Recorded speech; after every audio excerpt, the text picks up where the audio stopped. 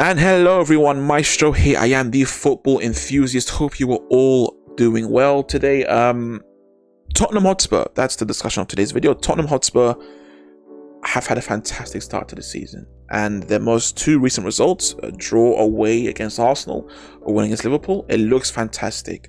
And it's kind of, because of that, we've seen many different forms of media talk about the possibility of, could Tottenham actually challenge for the title? Is it possible? Could they win it? And that's what we're going to be answering today. But before we do that, ladies and gentlemen, if you haven't already, please be sure to subscribe to the channel. And as always, turn the bell on for notifications. You can also find links to all my socials down below in the description. Let's get into the video by looking at the table. Man City first, as you can see, Tottenham second. Man City first with 18 points, Tottenham with 17, just one below. Arsenal tied, but behind because of goals scored. 7 games in, they look good, Tottenham. They find themselves in a fantastic position. A position that they might not have expected themselves to be in so early in Postecoglou's reign at Spurs, but this is where they are. And looking at the table, combined with their fixtures, beating United 2-0, and most recently drawing against Arsenal away, beating Liverpool, who those two are presumed title contenders, it looks fantastic. And it's raised the question, can they compete for the title? And to give you guys my personal opinion, can they win the league? No. I'll just flat out. No, I don't think they can. I'm going to start by saying this. I think Spurs are being quite a bit overrated right now.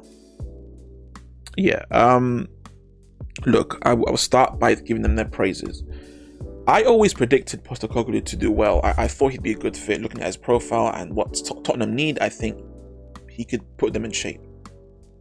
But not this soon. It's been already, they have an identity. They have a way about them. They have a feeling of being unified behind their manager, and it translates onto the pitch. They look terrific. They look fantastic, don't they? But actually no, I'm not done with the praises. Maddison looks like the signing of the season. Son looks resurged. Bissouma resurged. Romero looks terrific. Udogie is a nice surprise for Tottenham. He looks fantastic, doesn't he? And they've had tough fixtures too, very early on, and they've come out on top in all 3. They didn't beat Arsenal, but drawing away, that's for me coming out on top. But go back to what I said. I do think they're being overrated. I think context needs to be provided. For me, the reason why they are being pipped forward for possibly competing for the title is because of their most 2 recent fixtures: Arsenal at the Emirates and Tottenham at Spurs home. Now let's firstly talk about the Arsenal game. So yes, they drew against Arsenal away. That's fantastic. Arsenal are pipped as the clear second favourites for the title. They look fantastic, Arsenal, and they drew against them at Spurs. So that's a big plus for them, of course. We must provide context though. For me, that fixture does not impress me when it comes to Tottenham as much as it would impress others. Let's provide context. Look, now, what I'm about to say in a bit, I'm not saying this to kind of give an excuse for Arsenal.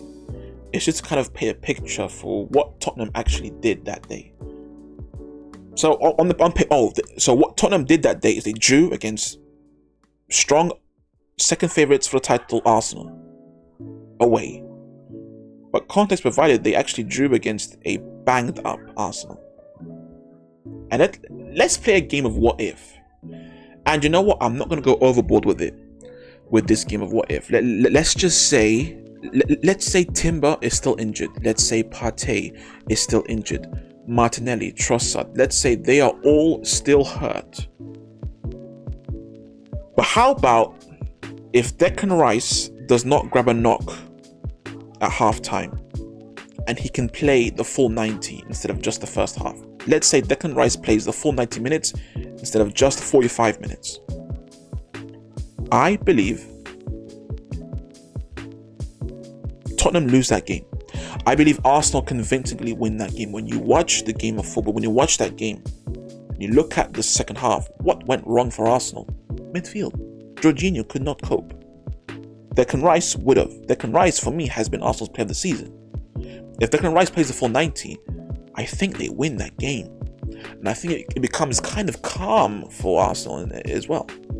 So whilst, yes, it's a fantastic result, I do believe they were very fortunate though at Tottenham.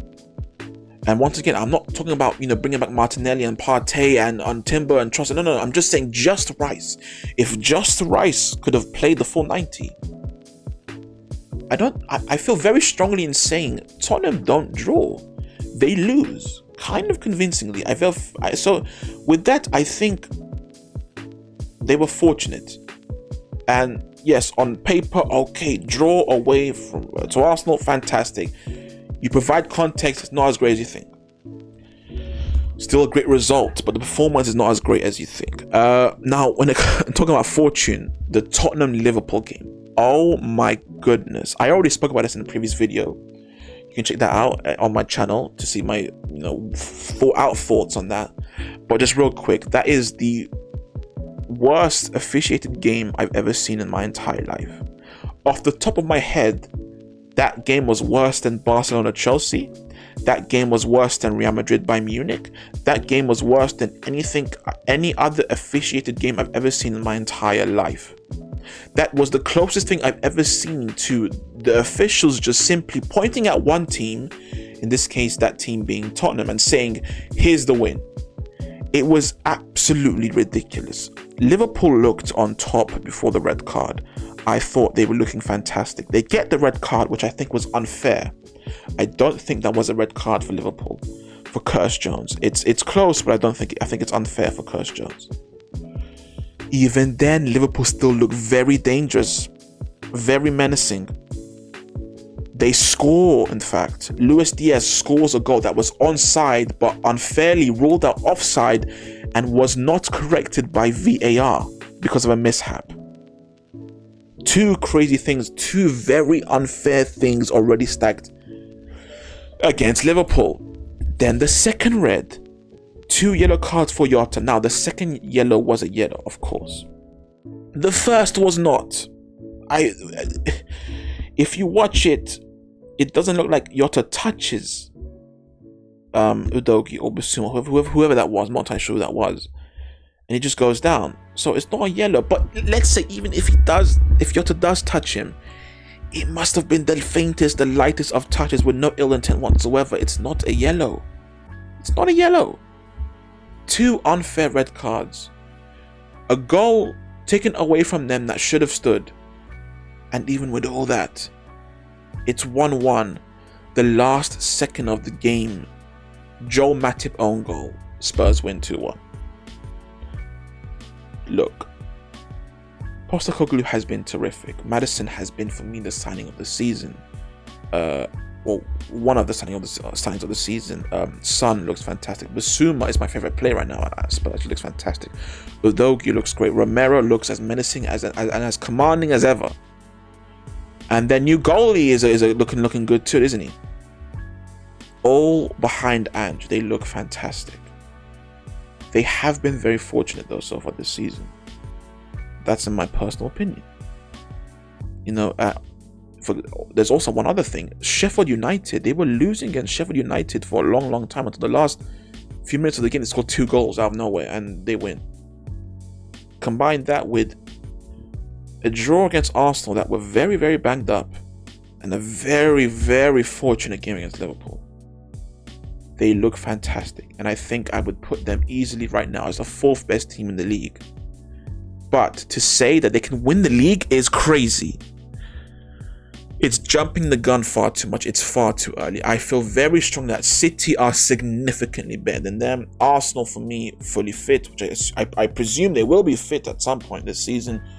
Significantly better than Spurs, and Liverpool, I think, are better than Spurs. They look fantastic. Once again, I want to reiterate that so much. They look fantastic, but we are jumping the gun here, and I don't think they're ready yet. And with that, I'm going to end the video right there. What do you think? Do you agree? Do you disagree? Did you like the video? If you did, please like the video. If you need to see more, please subscribe for more. On the screen right now, you can see links to previous videos as well as a link to subscribe. Have a great day, and as always, take care of yourselves.